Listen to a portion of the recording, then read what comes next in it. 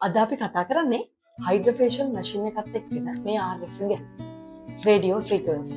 මේ radio frequency හරහා එන මයික්‍රෝවේව්ස් වලට පුළුවන් අපේ උඩහම හීට් කරන්නේ නැතුව ඉනර් ටිෂුස් රත් කරන්න සෙල්සියස් අංශක 40ක් 50ක් අතර. ඒ වෙන හීට් එකට අපේ සමේ තියෙන කොලජන් සහ ඉලාස්ටින් ඩැමේජ් වෙලා රිපෙයාර් වෙනවා. ඒක කොලජන් ඉන්ඩක්ෂන් තෙරපි එකක්. ඒ වගේම තමයි මේ RF වලට පුළුවන් අපේ හැමේ තියෙන ෆැට් එක අයින් වෙලා ෆේස් එක ලිෆ්ට් කරලා ටයිට් කරන්න. එතකොට මේ RF හරහා සිද්ධ වෙන්නේ non surgical face lifting එක.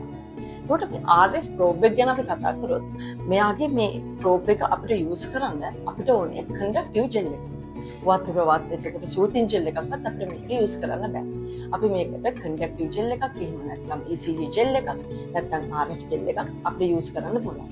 එතකොට මේ hydrofacial machine එකක් එක්ක එන මේ RF එකෙන් අපිට පුළුවන් අපේ face එක ලස්සනට lift කරලා එතකොට tight කරලා එතකොට collagen induction therapy එකක් කරලා ලස්සන කරගන්න.